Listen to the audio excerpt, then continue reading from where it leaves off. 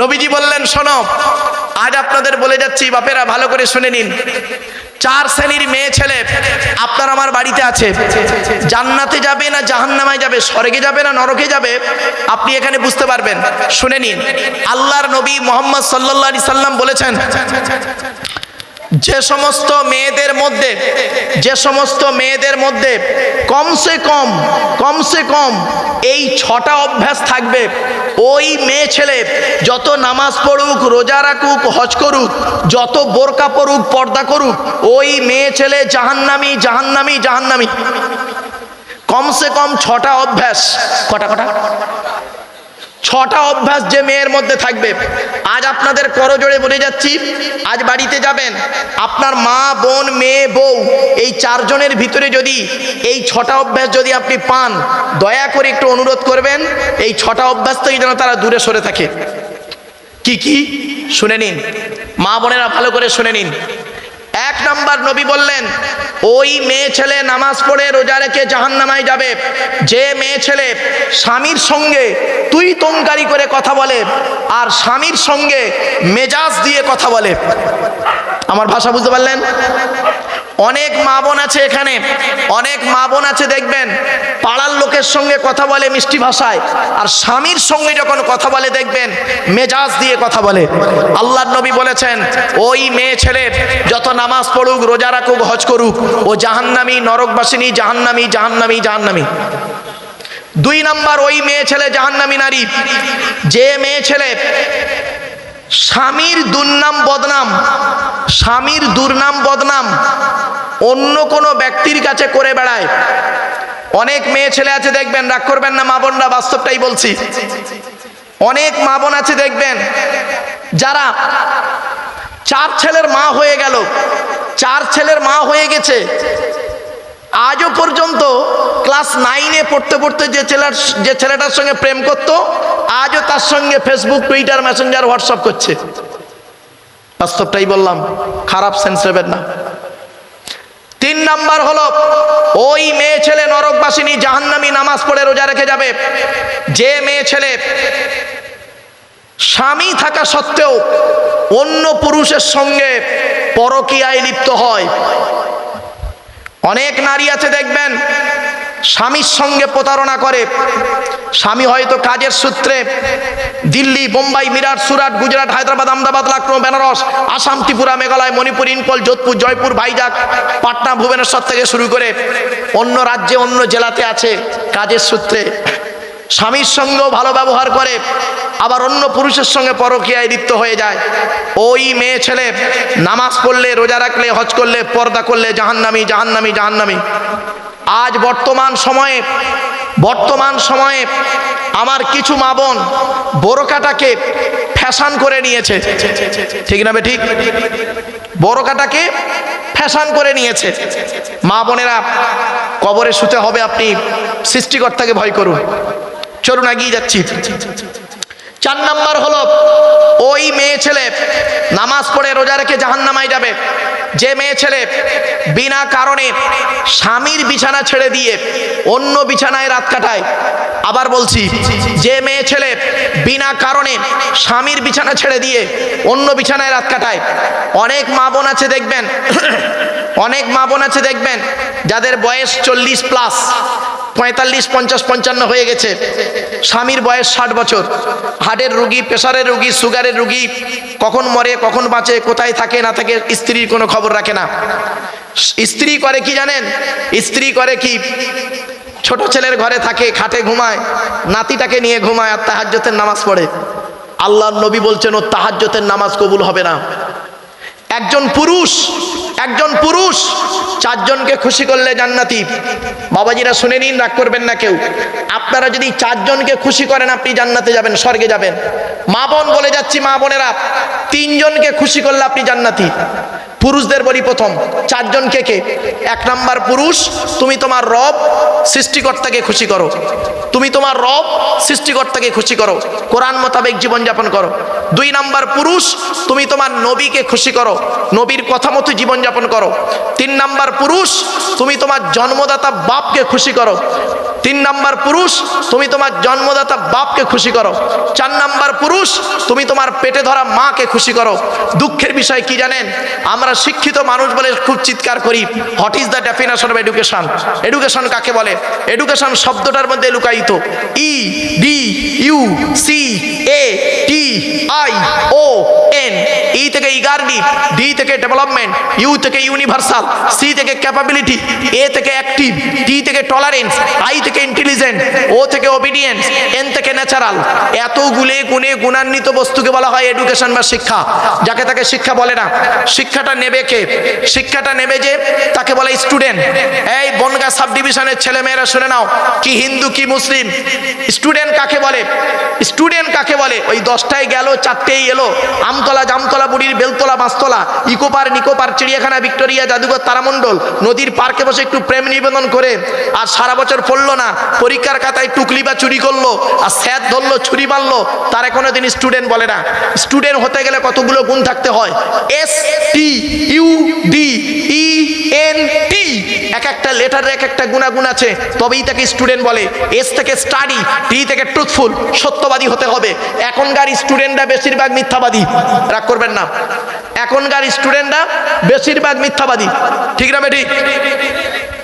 আচ্ছা বাবা শোনেন, এখন লেখাপড়া কোথায় হয় জানেন? বলবো, এখন লেখাপড়া হয় টয়লেটে। টয়লেটে, পেচ্ছাপখানা, পায়খানায়।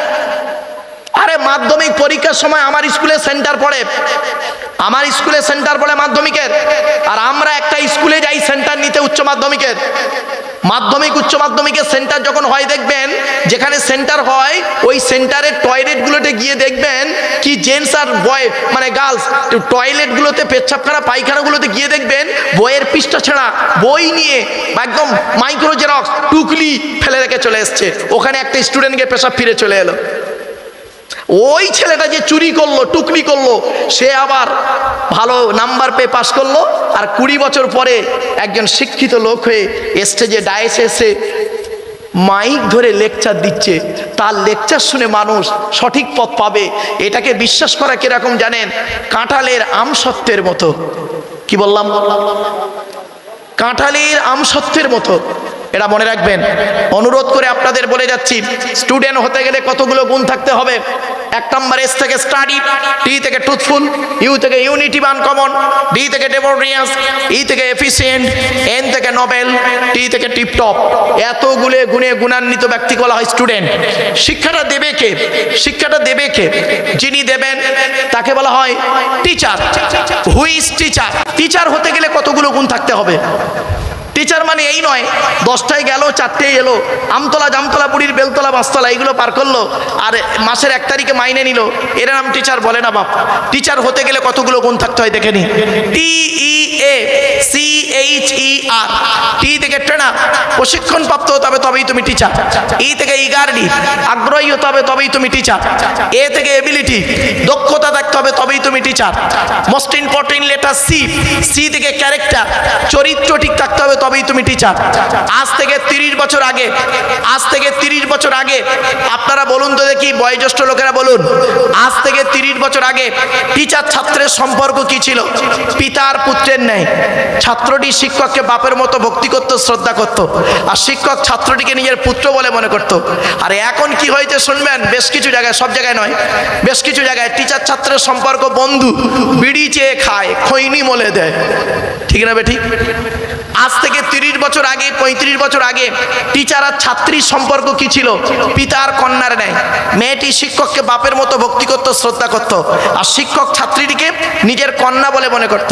এখন কি হয়েছে শুনবেন, বেশ কিছু জায়গায়, সব জায়গায় নয়, বেশ কিছু জায়গায় টিচার ছাত্রীর সম্পর্ক স্বামী স্ত্রী। প্রাইভেট পড়াতে দিয়েছে, ইংরাজি করাতে দিয়েছে, ম্যাথ করাতে দিয়েছে, বিয়েটাও পড়িয়ে নিয়ে বসে আছে। এই জন্যই প্রফেট মোহাম্মদ বলেছিলেন, 2 ঠোঁটের মাঝখানে 2 রানের বীজখানে। খেয়াল পড়ছে আপনাদের? বাড়ি থেকে ভাববেন। এবার আসছি, এই এইচ থেকে অনেস্টি, সততা থাকতে হবে, তবেই তুমি টিচার। এইচ থেকে অনেস্টি। এবার হচ্ছে ই থেকে আর্লি। টিচার হতে গেলে আগে আগে আসতে হবে। Last letter is a R থেকে রেগুলারিটি, নিয়মিত ক্লাস করতে হবে। টেনার, ইগারডি, ability, character, honesty, early, regularity, এতগুলো গুণ যার মধ্যে আছে, he is a really teacher. তিনি হলেন সত্যিকারের একজন টিচার। আমার বলার উদ্দেশ্যটা কি শুনে নিন। আল্লাহর নবী বলেছেন, ইন্নামা বুইস্তু মুআল্লিমা, দুনিয়ার মানুষ মুহাম্মদকে আল্লাহ বিশ্বের মানুষের টিচার করে পাঠিয়েছে। আমি আব্দুল্লাহ গিল মারুফ একজন টিচার, আর প্রফেট মুহাম্মদ টিচার। এই দুই টিচারের মধ্যে বিটুইন ফার ডিফারেন্স, অনেক পার্থক্য আমার বাপেরা। তাই আর বেশি লম্বা করব না, অসুবিধা হচ্ছে আপনাদের? আর একটু হবে না, বন্ধ করে দেবো? হবে। আসলে ব্যাপারটা কি জানেন, যদি আমি ওই 8টার দিকে উঠতে পারতাম তাহলে 3 ঘন্টা বললে লোক থাকতো, কিন্তু যারা যে কজনই আছেন আমি মনে করছি এটা আমার সলিড শ্রোতা। আলহামদুলিল্লাহ, আমার বেশি শ্রোতা দরকার নেই। যে কজন আছেন এইগুলোই শুনে যদি আপনারা প্র্যাকটিক্যাল করেন, এর থেকে বড় জিনিস আর হতে পারে না। চলুন এবার আসছি। প্রফেট মুহাম্মদ সাল্লাল্লাহু আলাইহি সাল্লাম বললেন, ওই নারীরা জাহান্নামী নারী। মনে পড়ছে না? ভুলে গেছেন? তাহলে 1 নাম্বার, যে নারী স্বামীর সঙ্গে তুই তঙ্কারি করে কথা বলে, স্বামীর সঙ্গে মেজাজ দিয়ে কথা বলে। 2 নাম্বার হলো ওই নারী, যে নারী স্বামীর দুর্নাম বদনাম অন্যের কাছে করে বেড়ায়, ও জাহান্নামী নরকবাসিনী নারী। 3 নাম্বার হলো ওই নারী, যে নারী স্বামী থাকা সত্ত্বেও অন্য পুরুষের সঙ্গে পরকীয়ায় লিপ্ত হয়। 4 নাম্বার হলো ওই নারী, যে নারী বিনা কারণে স্বামীর বিছানা ত্যাগ করে দিয়ে অন্য বিছানায় রাত কাটায়। 4 নাম্বার হলো, 5 নাম্বার হলো ওই নারী, যে নারী, খুব ইম্পর্টেন্ট এটা, ওই নারী জাহান্নামী নারী, নরকবাসী নারী। মা বোনেরা শুনে নিন, যে নারী স্বামীর পরিবারের সঙ্গে খারাপ আচরণ করে। অনেক মা বোন আছে দেখবেন, স্বামীকে খুব ভক্তি শ্রদ্ধা করে, স্বামীর বাম্মাকে দেখতে পারে না, স্বামীর ভাই বোনকে দেখতে পারে না। দেখবেন ওর নিজের বাম্মা এলে দেখবেন খুব ভক্তি শ্রদ্ধা করে, ওর নিজের ভাই বোন এলে খুব ভক্তি শ্রদ্ধা করে, আর স্বামীর ভাই বোন বাম্মা এলে দেখবেন তার প্রতি গুরুত্ব নেই।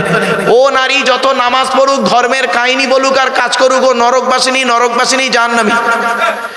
6 নাম্বার হলো ওই নারী হলো জাহান্নামী নারী, যে নারী স্বামীর, মাথা খারাপ হয়ে, ওই নারী জাহান্নামী নারী, যে নারী স্বামীর,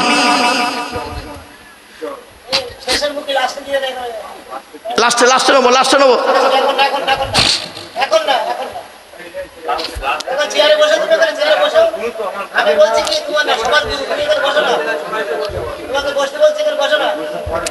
প্লিজ। আচ্ছা দেন, এদিক ঠিক আছে, থ্যাংক ইউ। আমার বাপেরা, 6 নাম্বার হলো ওই নারী জাহান্নামী নারী। মা বোনেরা শুনে নিন, যে নারী তার স্বামীকে বলে, শুনে নিন প্লিজ অ্যাটেনশন, যে নারী তার স্বামীকে বলে তোমার সঙ্গে বিয়ে হয়ে আমার জীবনটা নষ্ট হয়ে গেছে। অনেক মেয়ে ছেলে আছে বলে দেখবেন, কিন্তু সে জানে না জন্ম মৃত্যু বিবাহ সৃষ্টিকর্তার হাতে, ঠিক না বেঠিক? ও নিজেই স্বামীকে দোষ দেয়। অনেক মেয়ে ছেলে আছে বলে তোমার সঙ্গে বিবাহ হয়ে আমার জীবন নষ্ট হয়ে গেছে। অনেক মেয়ে বলে আমি তোমাকে বিয়ে করে খুশি নয়। খবরদার মা বোনরা এইরকম কথা স্বামীকে বলবেন না। কোনো মেয়ে ছেলে যদি 3 জনকে খুশি করে, সে স্বর্গবাসিনী, জান্নাতি। 1 নাম্বার নারী, তুমি তোমার রব সৃষ্টিকর্তাকে খুশি করো। 2 নাম্বার নারী, তুমি তোমার নবীর কথা মোতাবেক জীবনযাপন করো। 3 নাম্বার নারী, তুমি তোমার হকের উপরে স্বামীকে খুশি করো। যে নারীর স্বামী হকের উপরে নারাজ, আল্লাহ তার উপরে নারাজ, আর যে নারীর স্বামী হকের উপরে খুশি, আল্লাহ তার উপরে খুশি। আমার মা বোনদের বলে যাচ্ছি, আমাকে ভুল বুঝবেন না, দয়া করে আমাকে বলার সুযোগটা দিন এবং কথাগুলো একটু মূল্যায়ন করুন। এরপরে আসছি, এই পৃথিবী ছেড়ে আমাদের প্রত্যেককেই যেতে হবে পরকালের মাঠে আমাদেরকে সৃষ্টিকর্তা 2 দিকের প্রশ্ন করবে। কদিকের? 2 দিকের প্রশ্ন হবে। 1 নাম্বার প্রশ্ন হবে কি? সৃষ্টিকর্তার তরফ থেকে প্রশ্ন হবে, কি প্রশ্ন হবে? সৃষ্টিকর্তা আপনাকে বলবেন, তুই নামাজ পড়েছিলিস, রোজা রেখেছিলিস, ভালো কাজ করেছিলিস, দান করেছিলিস, ইত্যাদি ইত্যাদি ইমান এনেছিলিস, তো আপনি কি বলবো সেই দিন? সৃষ্টিকর্তা মাঝে মাঝে করেছি, মাঝে মাঝে করিনি, আপনি দয়ালু দয়াবান, আজকের ক্ষমা করে দিন। সৃষ্টিকর্তা সেদিন যদি মাফ করে দেন তো আমরা পার হয়ে গেলাম, সৃষ্টিকর্তার প্রশ্নে উত্তর পেয়ে পার হয়ে গেলাম। কিন্তু এখানে যারা বসে আছি, কি নারী কি পুরুষ, আমরা সকলে ধরা পড়ে যাব বান্দার প্রশ্নের উত্তরে। বান্দার তরফ থেকে 10 রকমের প্রশ্ন হবে। ক রকমের? বান্দার তরফ থেকে 10 রকমের প্রশ্ন হবে, শুনে রেখে দিন। 1 নম্বর প্রশ্ন হবে, সৃষ্টিকর্তা বলবেন, স্বামী হিসাবে কতটা দায়িত্ব পালন করেছো পৃথিবীতে? স্বামী হিসাবে তুমি তোমার স্ত্রীর কতটা দায়িত্ব পালন করেছো? বিশ্বনবী মুহাম্মদ সাল্লাল্লাহু আলাইহি সাল্লাম বলেছেন, এই স্বামীরা, তোমরা তোমাদের স্ত্রীদের কমসে কম 17টা শিক্ষা দান করবে। কটা? 17টা শিক্ষা দিতে হবে স্ত্রীকে। আপনি স্ত্রীকে কটা শিক্ষা দিয়েছেন? একটাও তো দেননি। দয়া করে একটু শুনে যান। 1 নাম্বার হলো আসসালামু কাবলাল কালাম। স্বামী স্ত্রী যখন কথাবার্তা বলবেন, একে অপরকে সালাম দেওয়া নেওয়া করবে। 2 নাম্বার হলো স্বামী, তুমি তোমার স্ত্রীকে এই শিক্ষা দেবে, সে যেন কোনোদিন কাবা শরীফের দিকে মুখ করে থুতু যেন না ফেলে। 3 নাম্বার হলো তুমি তোমার স্ত্রীকে এই শিক্ষা দেবে, সে যেন কোনোদিন কাবা শরীফের দিকে মুখ করে পেশাব পায়খানা যেন না ফেলে। 4 নম্বরে বলা হলো তুমি তোমার স্ত্রীকে এই শিক্ষা দেবে, সে যেন কোনোদিন কাবা শরীফের দিকে মুখ করে পেশাব পায়খানা যেন না ফেরে। 4 নম্বরে বলা হলো তুমি তোমার স্ত্রীকে এই শিক্ষা দেবে, সে যেন কোনোদিন কাবা শরীফের পেছন ফিরে যেন পেশাব পায়খানা যেন না ফেরে। 5 নম্বরে বলা হলো তুমি তোমার স্ত্রীকে এই শিক্ষা দেবে, সে যেন কোনোদিন গোসলখানায় বাথরুমে পেশাব যেন না ফেরে। 6 নম্বরে বলা হলো তুমি তোমার স্ত্রীকে এই শিক্ষা দেবে, সে যেন গোসলখানায় উলঙ্গ অবস্থায় গোসল যেন না করে। 7 নম্বরে বলা হলো তুমি তোমার স্ত্রীকে এই শিক্ষা দেবে, সে যেন হাতের চুড়ি, কি বলেন, হাতের চুড়ি যেন একের বেশি ব্যবহার না করে। মা বোনেদের বলছি, মা বোনেরা, এক হাতে একটা চুড়ি পরবেন, এক হাতে 2টো চুড়ি পরা নিষেধ। এরপরে বলা হয়েছে, এই স্বামীরা, তোমরা তোমাদের স্ত্রীদেরকে এই শিক্ষা দেবে, তারা যেন মাথার বালিশ, আপনারা কি বলেন, বালিশ, মাথার বালিশ তারা যেন কোনোদিন 2টো ব্যবহার যেন না করে। স্বামী স্ত্রী যখন ঘুমাবে, একটি মাত্র লম্বা বালিশে, একটা লম্বা বালিশে স্বামী স্ত্রী মাথা রেখে ঘুমাবে, আর এক বালিশে মাথা রেখে স্বামী স্ত্রী ঘুমালে সৃষ্টিকর্তা খুশি হয়ে যাবে। আর আপনি কি করেছেন? আপনি আপনার মেয়েকে বিবাহ দিয়েছেন, খাট গদি ড্রেসিং টেবিল আলমারি দিয়েছেন, খাটের সঙ্গে 2টো ছোট ছোট মাথার বালিশ দিয়েছেন, আর বিশাল বড় একটা ঠ্যাং বালিশ দিয়েছেন। আপনি ভেবেছেন আপনি কোথায় আছেন? চলুন এগিয়ে যাচ্ছি। এরপরে নবীজি বললেন, এই স্বামীরা, তুমি যেমন খাবে তোমার স্ত্রীকে তেমন খাওয়াবে, তুমি যেমন পড়বে স্ত্রীকে তেমন পড়াবে। এরপরে বলা হয়ে যায়, স্বামীরা, তোমরা তোমাদের স্ত্রীদের কয়েকটা কাজ করে দেবে, হাতের কাজে সহযোগিতা করবে। এরপরে বলা হয়ে যায়, স্বামীরা, তোমরা তোমাদের স্ত্রীদেরকে নিয়ে মাঝে মাঝে বেড়াতে বেরোবে, স্ত্রীকে নিয়ে মাঝে মাঝে বেড়াতে যাবে, তবে স্ত্রী যেন নিজের স্ত্রী হয়, রাগ করবেন না। নিজের স্ত্রীকে নিয়ে বেড়াতে যাবেন, সৃষ্টিকর্তা খুশি হয়ে যাবে। এজন্য স্ত্রীর হক আছে। আপনি স্ত্রীকে যদি মারধর করেন, আপনাকে জবাব দিতে হবে। শুনে রেখে দিন, সৃষ্টিকর্তার নবী বলছেন, প্রফেট মুহাম্মদ সাল্লাল্লাহু আলাইহি ওয়াসাল্লাম বলছেন, 3 ব্যক্তির আশীর্বাদ প্রার্থনা দোয়া আল্লাহ কবুল করেন, কোনো মিস যায় না। 3 শ্রেণীর মানুষ কে কে? 1 নাম্বার হলো দাওয়াতুল মাজলুম, অত্যাচারকৃত মানুষের দোয়া। কোনো স্বামী যদি তার স্ত্রীর উপরে অন্যায়ভাবে অত্যাচার করে, ওই স্ত্রী যদি বলে, খোদা গো, আমি অন্যায় করিনি, আমার স্বামী আমার উপরে নির্মমভাবে অত্যাচার করছে, সৃষ্টিকর্তার তরফ থেকে গজব পড়বে, বলতে আর হবে না। অনেক শাশুড়ি আছে, দেখবেন এখানে অনেক শাশুড়ি আছে, নিজের মেয়েকে খাইয়ে দিয়ে ঘরের ভেতর ঢুকে বলল, বৌমা পরের মেয়ে খেয়েছে, কি তা খবর নিল না। শাশুড়ি মায়েরা শুনে নিন, আপনি বৌমা পরের মেয়েকে যদি আপন করতে না পারেন, আপনারও সৃষ্টিকর্তা মেয়ে দিয়েছে, আপনার মেয়েটাকে একদিন শ্বশুর বাড়ি যেতে হবে, মনে রাখবেন, জবাব ঠিক হয়ে যাবে। অনেক ননদ আছে, দেখবেন ভাইয়ের কানে কামড়াচ্ছে, যাতে ভাই ভাবিকে মারে, এই ধান্দা করে। যুবতী বোনেরা শুনে নিন, ঘুটে পড়ে গোবর হাসে, ঘুটে বলে, তোর একদিন আছে। তুমি ভাবি পরের মেয়েকে যদি আপন করতে না পারো, তোমাকেও একদিন লোকের বাড়ি ভাবি হয়ে যেতে হবে, আল্লাহর তরফ থেকে গজব পড়বে, বলতে আর হবে না। অনেক বৌমাও এখানে আছে, দেখবেন ডেঞ্জার, স্বামীর ইনকাম ইনকাম বেশি, স্বামীটাকে নিয়ে ছেলেটাকে মেয়েটাকে নিয়ে খালি আলাদা খাবার ধান্দা করে। একই দেয়ালের ওপারে স্বামী স্ত্রী ছেলে মেয়েকে নিয়ে মুরগির গোশত দিয়ে ভাত খায়, আর পাশের দেয়ালে কি করে, পাশের দেয়ালের ওপারে কি করে তারা, মানে মুরগি ভাত ডাল খায়। স্বামীকে একবারও দেখে, যদি তার বিবেকে একটু থাকতো তাহলে সে বলতো যে আমার বাম্মা যদি থাকতো আমি এক পেয়ালা তরকারি দিয়ে আসতাম। আমার মা বোনরা শুনে নিন, আপনি আপনার শ্বশুর শাশুড়িকে নিজের বাম্মার মতো ভক্তি শ্রদ্ধা করতে না পারেন তো আপনার আল্লাহ কি করবে, জবাব আপনাকে দিতে হবে।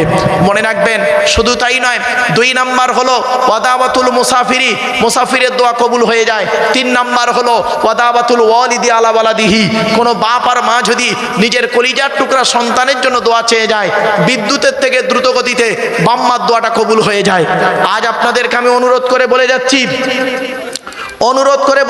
আপনারা জীবনে কোনোদিন কোনো পিতামাতাকে কাঁদাবেন না, আপনাদের পিতামাতাদের কোনোদিন কাঁদাবেন না। যার বাড়িতে এখনো বৃদ্ধ পিতামাতা বেঁচে আছে তার বাড়িতে স্বর্গ জান্নাতটা এখনো ঘরে বসানো আছে। মনে রাখবেন, যেদিন আপনার বাম্মা চলে যাবে অন্ধকার নীরব নগরে, আপনি সেই দিন বুঝতে পারবেন কি জিনিস হারিয়েছি। মনে রাখবেন, টাকা পয়সা সর্বপ্রথম ব্যয় করবেন কার পিছনে? এই কোরআনে বলা হয়েছে সর্বপ্রথম ছেলে তুমি টাকা পয়সা ব্যয় করবে তোমার বৃদ্ধ পিতামাতার পিছনে। পিতামাতার পিছনে টাকা পয়সা ব্যয় করো, আল্লাহ খুশি হয়ে যাবে, জোরে বলুন। আর আপনি কি করেছেন? সর্বপ্রথম মাইনে পেয়ে, সর্বপ্রথম চাকরির মাইনেটা পেয়ে কি করলে?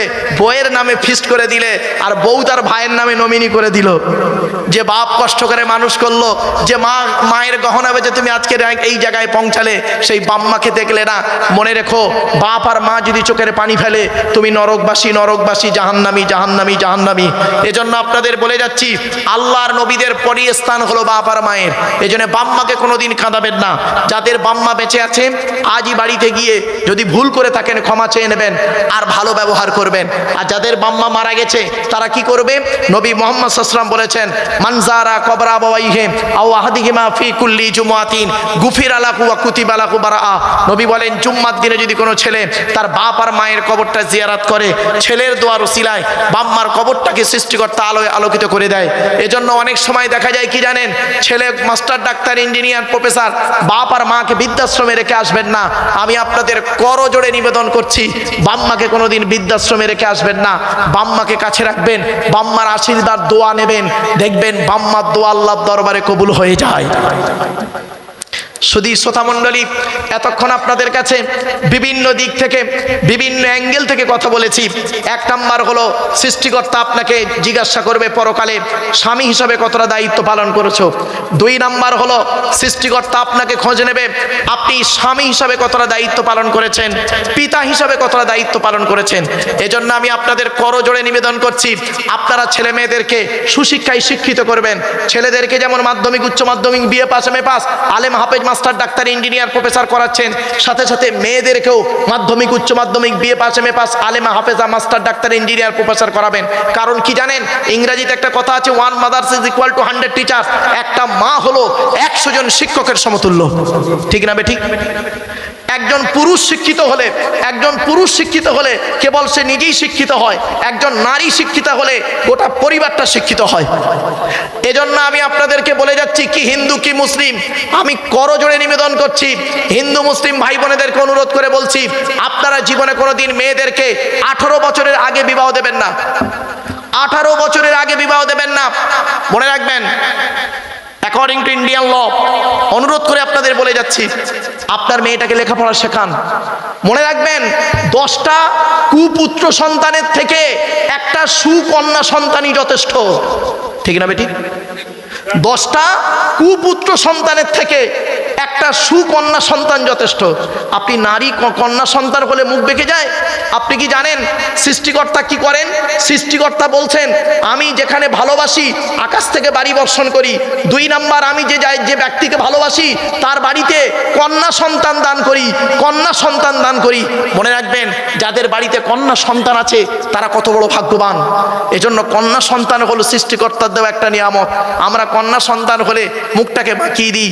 কন্যা সন্তান যেন আমাদের কাছে বোঝা, খবরদার নয়, এটা কোনোদিন করবেন না। পুত্র সন্তান দেওয়ার মালিক সৃষ্টিকর্তা, কন্যা সন্তান দেওয়ার মালিকও সৃষ্টিকর্তা। আপনি ছেলে মেয়েকে উভয়কেই শিক্ষিত করুন, দেখবেন ঠিক আপনার ফল আপনি পেয়ে যাবেন। আপনি ছেলে মেয়েকে শিক্ষিত করবেন না, আপনি আপনার দায়িত্ব পালন করলেন না। মনে রাখবেন, জন্ম দিলে বাপ হওয়া যায় না, পেটে ধরলে মা হওয়া যায় না। প্যারেন্টস হতে গেলে অনেক রেসপন্সিবিলিটি আছে, দায়িত্ব আছে। জন্ম দিলে শুধু বাপ হওয়া যায় না, পেটে ধরলে মা হওয়া যায় না। এজন্য মা বোনদের আমি অনুরোধ করে বলে যাচ্ছি, মা, পেটের সন্তানকে সুশিক্ষায় শিক্ষিত করুন, সুশিক্ষায় শিক্ষিত করুন। এই কোরআনে আছে, এই কোরআনে আছে 82 জায়গায় নামাজের কথা, আর এই কোরআনে আছে 92 জায়গায় লেখাপড়ার কথা। 92 জায়গায় আছে লেখাপড়ার কথা। তো কোন সংখ্যাটা বেশি, 82 না 92? তাহলে আপনি লেখাপড়ায় পিছিয়ে কেন? ছেলে মেয়েকে কেন লেখাপড়া থেকে পিছিয়ে রেখেছেন? মাস্টার, ডাক্তার, ইঞ্জিনিয়ার, প্রফেসর কেন করাচ্ছেন না আপনি? আপনাদের তো অর্থ দিয়েছে সৃষ্টিকর্তা। আপনি যদি বলেন আমি গরিবের ছেলে পড়তে পারি না, আপনি আব্দুল কালাম, এপিজে আব্দুল কালাম, আবু পাকির, জয়নাল আবেদিন, প্রাক্তন রাষ্ট্রপতির থেকেও কি আপনার বাপ গরিব? তার লাইফ হিস্ট্রি আপনি পড়েছেন? তার থেকেও কি গরিব আপনার বাপ? আজ ভারতের রাষ্ট্রপতি পৃথিবী ছেড়ে বিদায় নিয়েছে, মানুষ চলে যায়। মনে রাখবেন, যারা শুধু মরে নাহি দেয় প্রাণ, তাদের কবু কোনোদিন করেনি সম্মান। তারা চলে গেছে, প্রাণ দিয়ে গেছে, কিন্তু তারা দেহ নিয়ে চলে গেছে, প্রাণটা রেখে গেছে। আজও ঘরে ঘরে নজরুলের কথা, আজও ঘরে ঈশ্বরচন্দ্র বিদ্যাসাগরের কথা, আজও ঘরের বঙ্কিমচন্দ্রের কথা, আজও রবীন্দ্রনাথ, গ্রেট পোটার রবীন্দ্রনাথ ঠাকুরের কথা আজও আমাদের ঘরে বাজে। ঠিক না বেঠিক? তারা চলে গেছে, তাদের দেহ নিয়ে তারা চলে গেছে, কিন্তু তারা রেখে গেছে পৃথিবীতে। তারা এসেছে, খেয়েছে, শুয়েছে, চলে গেছে, কিন্তু পার্থক্য কি জানেন? তারা এমন কিছু জিনিস রেখে গেছে, তাদের রেখে যাওয়া জিনিস থেকে মানুষ আর উপকৃত হতে পেরেছে। আজ তাদের কথা স্মরণে রেখেছে। আপনি এমন জিনিস কিছু সুকাজ করে যান, ভালো কাজ করে যান, যেটার মাধ্যমে পৃথিবীর মানুষ আপনাকে স্মরণ করবে। এজন্য আমি ভারতবর্ষ যেখানেই গিয়েছি, বিভিন্ন ভাষায় আলোচনা করতে হয়। ভারতবর্ষের বিভিন্ন ভাষায় কথা বলতে গিয়ে আমি ডাইরেক্ট বলি, বিভিন্ন জায়গাতে আমি বলি যে ছেলে মেয়েদেরকে লেখাপড়া শেখান। এজন্য সৃষ্টিকর্তা বললেন, পৃথিবী ছেড়ে তুমি যেদিন যাবে, মনে রাখবেন, চোখ দুটো বন্ধ হয়ে গেলে সব এক সমান। যেদিন আমরা মায়ের পেট থেকে এসেছিলাম, কি হিন্দু কি মুসলিম এটা দেখবেন না। আমি বারে বারে একটা কথাই বলছি আপনাদেরকে, হিন্দু মুসলিম না দেখে মানুষ দেখুন, মানুষ। ছোট্ট একটা কথা আপনাদেরকে বলি, আমি যাচ্ছিলাম, আমি এক জায়গায় সভা করতে যাচ্ছিলাম বোম্বাইতে। তো একজন কলেজের প্রফেসর আমাকে বলছেন, স্যার আমি আপনার লেকচার খুব শুনি, প্লিজ অ্যাটেন্ড। অসুবিধা হচ্ছে? বন্ধ করতে হবে নাকি? আর কয়েক মিনিট এই এক্সাম্পলটা দিয়েই বন্ধ করবো, চিন্তা নেই। তো কলেজের প্রফেসর, উনি আমার খুব ফ্যান, আমি জানতাম না। তো প্লেনে বসেছি, আমাকে দেখে চিনতে পেরেছেন। বলছে, আপনি আব্দুল্লাহ আকিল মারুফ সাহেব? তা আমি বললাম, হ্যাঁ। আপনি? বলছে, আমি একজন কলেজের কাজ করি, ভালো বসে আছি। তো আমাকে বলছেন, আপনি আল্লাহকে দেখেছেন? খুব ভালো করে শুনে নিন, মা বোনেরা অনুরোধ করছে, আওয়াজ করবেন না। আমাকে বলছেন উনি, শুনে নিন, আপনাদের বলেছে, হিন্দু মুসলিম সকলকে বলছি। উনি আমাকে বলছেন, আপনি আল্লাহকে দেখেছেন? আমি কিছুক্ষণ চুপ করে থাকলাম, তারপরে বললাম, আপনি দেখেছেন? উনি খুব জ্ঞানী মানুষ, বলছে আমি দেখিনি। আমি তখন বললাম, আমি দেখেছি। আপনারা দেখেননি না? সৃষ্টিকর্তাকে দেখেননি না? এখনই বলবেন না দেখিনি, ভুল বললেন। দেখবেন, প্রমাণ দেবো, দেখবেন, ইউটিউবে দেখবেন। আমার এই লেকচারটা সারা পৃথিবীতে কয়েক কোটি লোক দেখে, মানে মিলিয়ন লোক দেখেছে এই লেকচারটা। কি আমি বলেছিলাম ওনাকে, আমি সৃষ্টিকর্তাকে দেখেছি। আপনি দেখেননি? বলছে না। আমি দেখবেন? বলছে বলুন, শুনে নিন। আমি বললাম, শুনুন, সৃষ্টিকর্তা কিভাবে মানুষকে দেখা দেয়। ধরুন আপনাদের এখানে, জাস্ট এক্সাম্পল দিচ্ছি, রেগে যাবেন না কেউ। থানা হলো বনগাঁ, ভাই বলুন না, বনগাঁ থানা, ঠিক আছে। আপনি একজন হাজি সাহেব লোক, ইসলাম ধর্মের লোক, হাজি সাহেব, হজ করে এসছেন, বয়স্ক মানুষ। মোটর সাইকেল নিয়ে আপনি বনগাঁ থেকে বাড়ি ফিরছেন, রাত 1টা বাজে, 12টা বাজে, শীতকাল, অঘ্রাণ মাসের রাত, শীতকাল, রাত 12টার সময় আপনি মোটর সাইকেল করে হাজি সাহেব লোক বাড়ি ফিরছেন গাড়াপোতা গ্রামে। রাস্তার মাঝখানে একটা জায়গায় আপনার মোটর সাইকেলের 2টো চাকাই লিক হয়ে গেছে, 2টো চাকাই লিক। আপনি আগেও যেতে পারছেন না, পেছনে আসতে পারছেন না, ওই জায়গায় দাঁড়িয়ে গেছেন। আপনার মোবাইল থেকে ফোন আসছে বারবার, আপনার স্ত্রী, হাজি সাহেবের স্ত্রী ফোন করছে, কোথায় আছো? বাড়ি এসো, ভাত খাবো, রাত হয়ে গেল। আপনি বলছেন আরে বাড়ি যাচ্ছিলাম, যাওয়ার পথে এই জায়গাটা আমি দাঁড়িয়ে এসছি, চাকা দুটোই লিক, আমি ঠেলে ঠেলে নিয়ে যেতে পারছি না, কি করব? বসে আছি। তখন আপনার স্ত্রী বলল, ওই জায়গাটাই লিক হলো?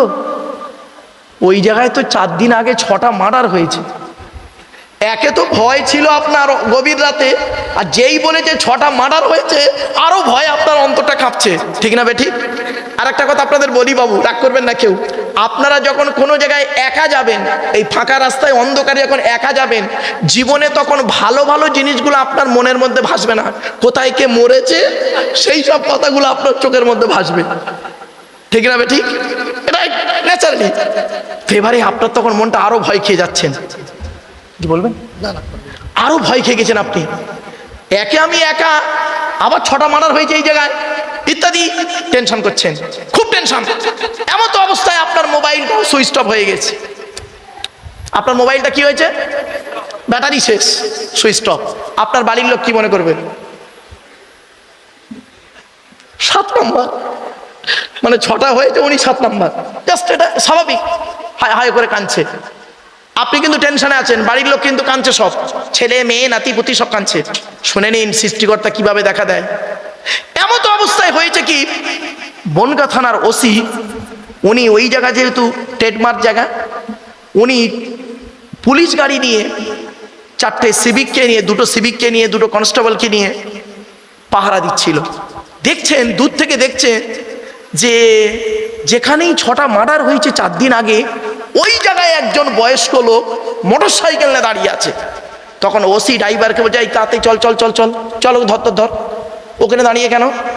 এবার গাড়িটা এলো, আপনার সামনে গাড়িটা এলো। আসার পরে থানার ওসি আপনাকে বলছে, এখানে কেন আপনি? কে আপনি?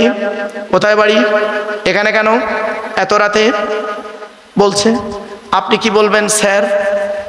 স্যার আমি ছেলের ওষুধ কিনতে গেছিলাম। আপনি গেছিলেন চিটিংবাজি কারবার করে ফিরছেন, এখন ভয়তে বাঁচতে হবে, এখন মিথ্যা একটা কথা, দয়ালু কথা বলতে হবে যাতে করে স্যারের মনটা জয় হয়। জাস্ট ফর এক্সাম্পল, স্যার ছেলের ওষুধ কিনতে গেছিলাম, এখানেই 2টো চাকা লিক হয়ে গেছে, তাই পড়ে আছি, যেতে পারছি না। শুনে নিন, আপনারা পুলিশদের কি মনে করেন? POLICE, এক একটা লেটারের এক একটা গুণাগুণ আছে, তবেই তাকে পুলিশ বলে। জানেন, আমি এজন্য বহু জায়গায় বলি, মানে ভারতবর্ষে যত জায়গায় গেছি, দিল্লি, বোম্বাই, মিরাট, সুরাট, গুজরাট, হায়দ্রাবাদ, আহমেদাবাদ, লখনৌ, বেনারস, এই মাসে আমার কত প্রোগ্রাম রয়েছে বাইরের স্টেটে, সেখানেই বলি, দুঃখ লাগে কি জানেন? যারা দেশের জন্য, যারা দেশটাকে শেষ করে দেয়, তাদের মাইনে বেড়ে যায়, আর যারা দেশের জন্য জীবন দেয় তাদের মাইনে বাড়ে না। বড় কষ্ট লাগে। এজন্য আমি বলি, প্রায় জায়গাতে বলি যে এদের খুব লক্ষ্য রাখা দরকার, যারা দেশের জন্য রাতের পর রাত জাগে, সময় দেয়। আপনি পুলিশদেরকে কি মনে করেন? আপনার শত্রু? রাস্তা দিয়ে আপনি যাচ্ছেন, হেলমেট মাথায় দেননি বলে আপনাকে পুলিশ ধরে একটা কেস দিল, আপনি পুলিশের খানটাকে মামাছি তুলে গালাগালি দিলেন, ডাইরেক্ট না দিলে ইনডাইরেক্টলি দেন, খারাপ সেন্স নেবেন না। ওরে বোকা, পুলিশ তোর ওই হেলমেটের জন্য দেয়নি, তোর সেফটির জন্য দিয়েছে। তার জ্বলন্ত প্রমাণ আমি নিজে। আমি বর্ধমান থেকে জলসা করে বাড়ি ফিরছি, বেহালা বলে একটা জায়গা আছে, নাম শুনেছেন? কলকাতা বেহালা ঠাকুরপুকুর নাম শুনেছেন? বেহালায় যাচ্ছি, থানার সামনে ক্রসিং আছে, আমার গাড়ি এদিকে দাঁড়িয়ে আছে, ওদিক দিয়ে একটা কন্টেনার আসছে, আর এই জোম্যাটো বলে, কলকাতা থেকে জোম্যাটো বলে একটা ওই ছেলেরা অনলাইন করে, লাল জামা গায়ে দিয়ে আছে ছেলেরা, মোটরসাইকেল, রাত তখন ওই 1:45 বাজে। ছেলেটা করেছে কি, হেলমেট রয়েছে, হেলমেটটা ওই হাতে করে নিয়েছে, তাড়াতাড়ি করে যে ডেলিভারিটা দেবে। ঘুরে আসতে গিয়ে, পুলিশও রয়েছে, আমরাও দাঁড়িয়ে আছি চোখের সামনে, ঘুরে আসতে গিয়ে সিগন্যাল হয়ে গেছে, লরিটা ছেড়ে দিয়েছে। লরির প্রথম চাকায় পড়েছে, পড়তে ঠিকরে পড়েছে। তারপরে আমরা সব, এই দাঁড়া, লরিওয়ালাকে বলছি দাঁড়া, ও আর বুঝতে পারে না বেচারা, ও পেছনের চাকাটাও তুলে দিয়েছে। শেষ। ব্রেন আওয়াজ হলো, এখানে একটা ব্রেন, ওখানে একটু ব্রেন পড়লো, আমরা দাঁড়িয়েছিলাম সেখানে। বন্ধুরে, পুলিশ তোমার শত্রু নয়, মনে রেখো, তারাও একজন মানুষ। আমার শালাবাবু একজন পুলিশ, তা আমি তাকে সবসময় এই কথাগুলো বলি। সে আমাকে বলে, কলকাতা পুলিশ, তো বলে ভাই আমি আপনার লেকচারগুলো শুনি। আমি বললাম হ্যাঁ অবশ্যই, এগুলো জানা দরকার। এবার ধরুন গভীর রাতে বনগাঁ থানার ওসি আসছে। এখন বনগাঁ থানার ওসির দায়িত্বটা কি, যে এই লোকটা বিপদে পড়েছে, একে এখন এর বাড়ি পৌঁছাতে হবে গাড়াপোতায়। কি করে পৌঁছাবে? ওকে না ওসির গাড়িতে তুলে নিয়ে আসলো, আর মোটরসাইকেলটা আনবে কে? মোটরসাইকেল আনবে কে? ও তো দুটো চাকা খারাপ।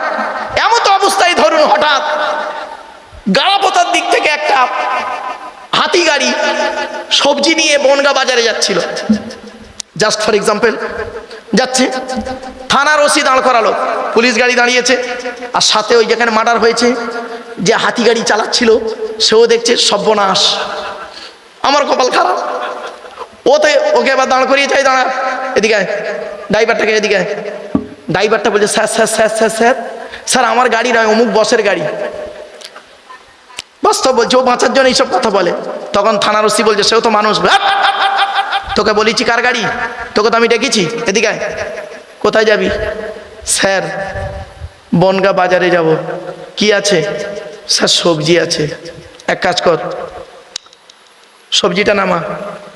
ও তখন বলছে, স্যার আমি গরিবের ছেলে, আমি স্যার আমি 100 টাকা দিচ্ছি আপনাকে।